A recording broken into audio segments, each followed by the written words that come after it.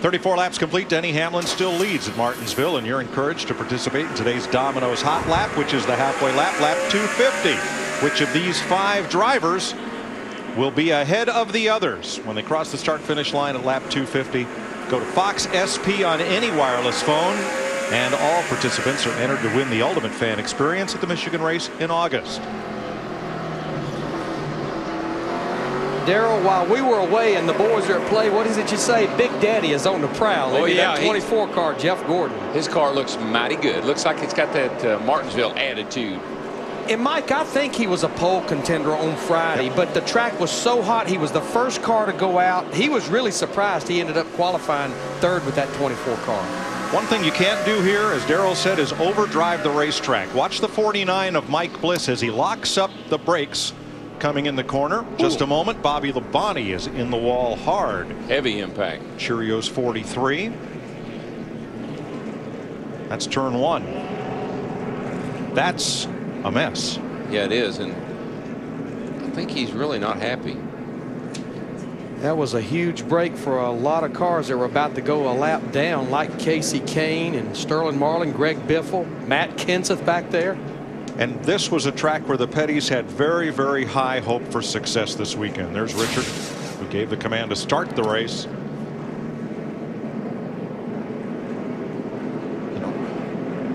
He got in the back of Greg Biffle. Darrell, did it look like he might have run out of brake coming in the corner? It almost looks like something happened to his car, because he sure did fly in there hard and then lost control. No contact from behind.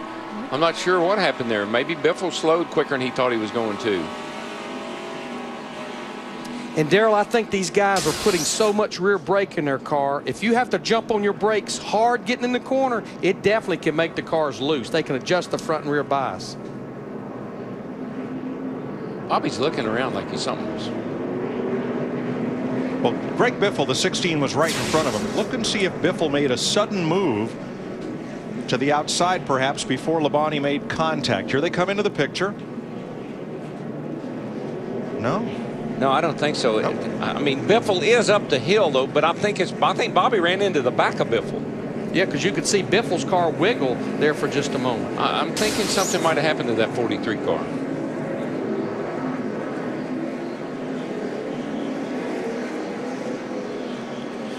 Pit road is open, and pit road is very busy. Looks like about everybody at the front of the pack will come to pit road here on lap 39.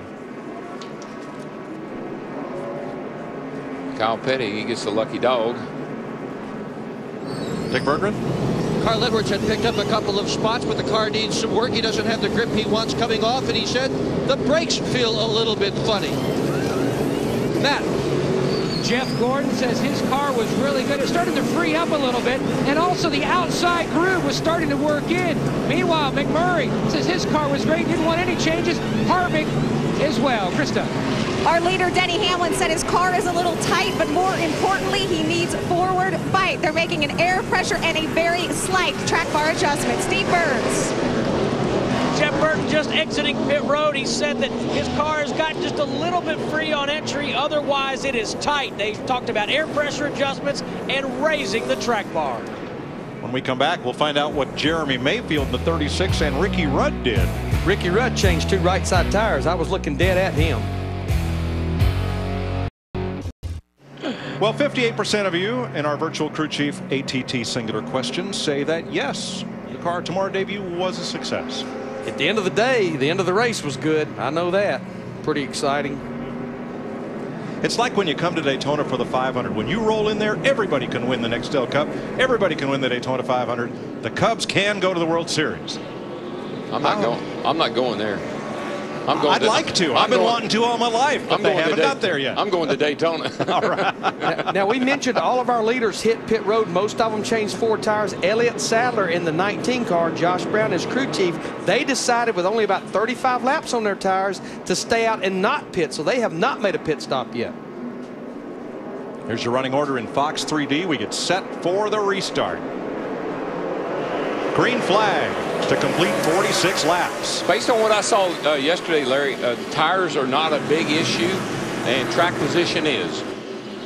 And this is a fairly hard tire. In other words, it does not give up very easily. Now, I'm sure Elliott Sadler's going to have his hands full with Denny Hamlin at 11 car, but Denny's still trying to get by the lap down car, David Stremme in the 40. And, of course, David's trying to stay there to get that lucky dog if we happen to get a quick caution here.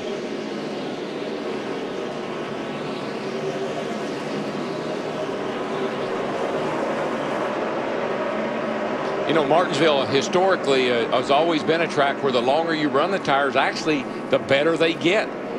We start the pressure so low here, 8 pounds of air in the left side tires. Takes about 20 laps for the pressure to get up to really good operating temps. And so the tires are coming in, they come in late, but they last a long time. There's two ways to pass here. One is the way that Jeff Gordon just got by David Stremme. Get a jump off the corner and get under the driver you want to pass. The other way is go in the corner on the outside of him and hope that he knows you're there. And if you get bumped around a little bit, you got to let it go. You can't hang on to it. You got to put that out of your mind and go back to doing your job, because you're going to get shoved and beat and pushed around here more than anywhere we go. What'd you say at the top of the show? Keep those emotions inside. That's right. Don't wear your feelings out there on your splitter. Denny Hamlin goes back to the lead. Drag racing Elliott Sadler down the straightaway and dropping inside him. Jeff Gordon tries to come through for second place, and Sadler waves him by. He saw that 24 car Gordon was faster. There's no sense in those guys racing side by side like that, because that means it's going to bring everyone behind them right up to him. One driver out of the race. He's with Matt Yoakum. Bobby Labonte, Mike, has walked out of the Infield Care Center. Bob, what happened? Went down in turn 1, following Greg Biffle, and the brake pedal just went all the way to the floor. It never gave me an indication off a turn, we're going into turn 3. So something had to break, or a line came loose or something like that. So just wasn't our day.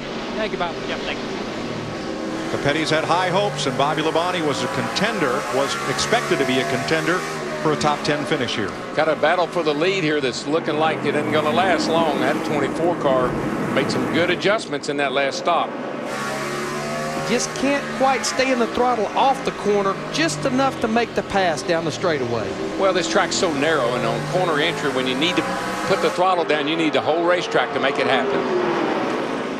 Kevin Harvick in the 29 dives to the inside of Elliott Sadler in the 19. He'll take the third position away. And what Elliott's going to do here is, I mean, there's a gap behind him. He's going to get in a position where his old tires will be as good as the guys behind him, and then he'll be in good shape.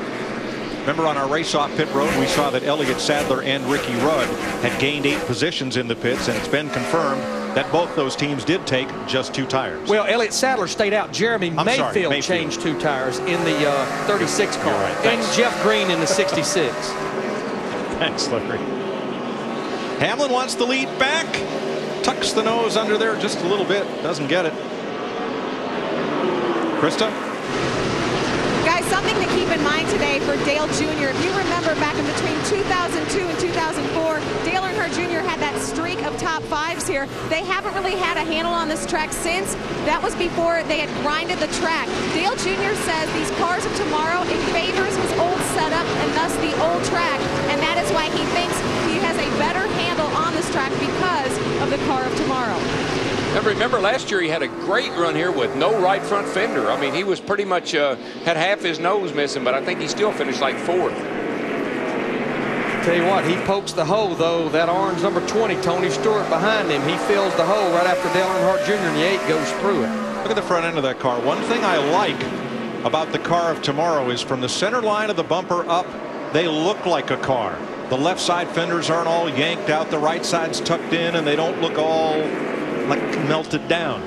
They're squared up. Looks pretty good. I think a nice name would be boxcar. They look like boxcars. They're nice and square. Not to kind of go by the track back here on the railroad track. I'm talking about, you know, they're in a tight box. They say that all the time. So I'm with you. Must be a boxcar. Let's get some team communication from Tony Stewart.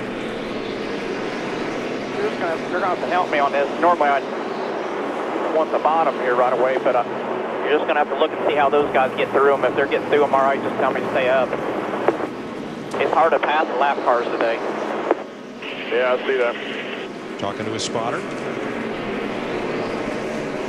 And his spotter is Mark Mark Robinson, that's up on top of the grandstands here, and what he's asking is, you know, tell me how the other leaders are getting through the lap traffic. Give me a little bit of warning how it's happening. See, and that's the thing about the spotter. He's not just up there to tell you clear. He's up there to help you. He'll tell you what happened on pit road. He'll tell you where guys are running. He'll give you lap times occasionally, but he's up there doing his job. And there they are, ever vigilant. One spotter, at least one spotter per car. Up on the roof at Martinsville Speedway, where a nice crowd is on hand to watch the NASCAR Nextel Cup Stars. Jeff Gordon out in front at 62 laps.